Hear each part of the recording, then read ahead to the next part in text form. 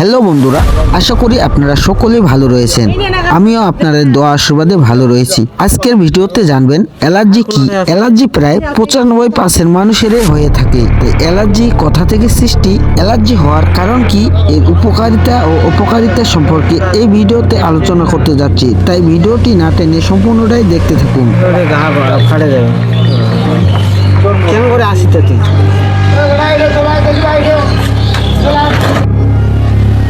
আপনি কি সকালে উঠলেই হাসি দিতে দিতে ক্লান্ত, নাক দিয়ে পানি পড়ে, নাক বন্ধ থাকে, রাতে শ্বাস নিতে কষ্ট হয়? অনেক বছরের পর বছর ইনহেলার অ্যান্টিহিস্টামিন খেয়ে যাচ্ছেন, কিন্তু স্থায়ী সমাধান পাচ্ছেন না। আজকের ভিডিওতে আমরা জানবো অ্যালার্জি আসলে কি, অ্যালার্জি টেস্ট কি এবং অ্যালার্জি ভ্যাকসিন বা ইমিউনোথেরাপি কি সত্যি কাজ করে। ভিডিওটা শেষ পর্যন্ত দেখুন। চিকিৎসা নয়, সঠিক রোগ নির্ণয়ই আসল সমাধান। অ্যালার্জি কি? অ্যালার্জি কোনো জীবাণু নয়, এটা আমাদের শরীরের অতিরিক্ত প্রতিক্রিয়া।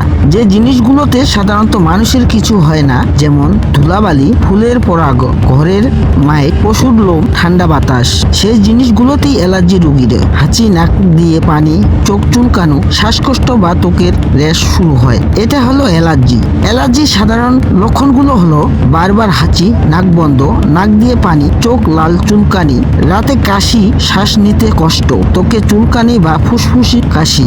অনেকে এগুলোকে গ্যাস্ট্রিক, ঠান্ডা বা সাধারণ সর্দি মনে করেন। এখানেই হয় সবচেয়ে বড় ভুল। অ্যালার্জি টেস্ট কেন দরকার? সব অ্যালার্জির চিকিৎসা এক নয়, যেমন অ্যালার্জি তেমন সমাধান। তাই দরকার অ্যালার্জি টেস্ট। অ্যালার্জি টেস্টে জানা যায় আপনি ঠিক কোন জিনিসে অ্যালার্জি, ধুলা নাকি খাবার নাকি ফুলের পরাগ। টেস্ট ছাড়া শুধু ওষুধ খেলে লক্ষণ সাময়িক কমে, কিন্তু রোগ থাকে। অ্যালার্জি ভ্যাকসিন বা ইমিউনোথেরাপি কি?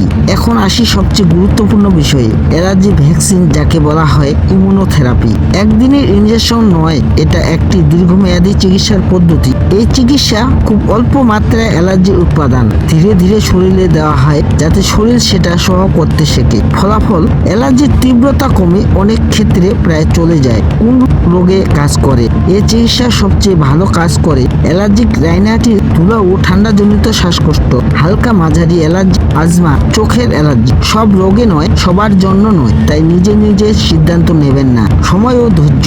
একটা কথা স্পষ্ট করে বলি, এই চিকিৎসা সময় নেয় সাধারণত 3 থেকে 5 বছর, কিন্তু ফলাফল হয় দীর্ঘমেয়াদী। এটা ম্যাজিক নয়, এটা বৈজ্ঞানিক চিকিৎসা। সতর্কতা, অবশ্যই বিশেষজ্ঞ ডাক্তারের পরামর্শ নিতে হবে। অ্যালার্জি টেস্ট ছাড়া শুরু করবেন না। নিজে নিজে ওষুধ বা ইনজেকশন নয়। উপসর্গ ও কতটুকু রিঅ্যাকশন। যদি আপনি বছরের পর বছর হাঁচি, না বন্ধ, শ্বাসকষ্ট ভুগে থাকে, তাহলে শুধু ওষুধ নয়, মূল কারণ খুঁজুন। সঠিক টেস্ট, সঠিক চিকিৎসা, সঠিক সিদ্ধান্ত। ভিডিওটি ভালো লাগলে লাইক দিন, কমেন্টে আপনার সমস্যার কথা লিখুন। আর এই ধরনের নিত্য নতুন স্বাস্থ্য বিষয়ে টিপস পেতে মা হেলথ কেয়ার চ্যানেলটি সাবস্ক্রাইব এবং শেয়ার করে সকলে পাশে থাকুন। নমস্কার ও আদাব।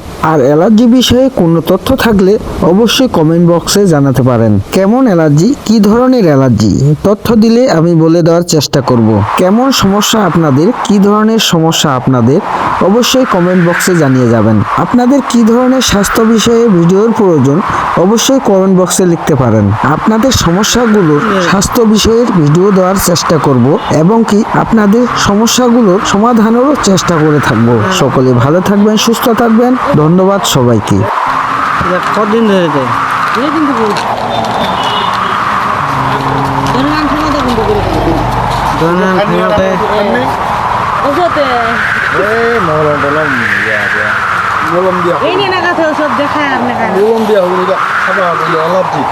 আর কোনটা আছে?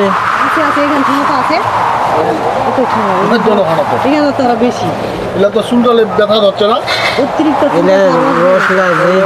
যেটি লাগবে, গা ফাটে যাবে। কেমন করে আসিতে তুই?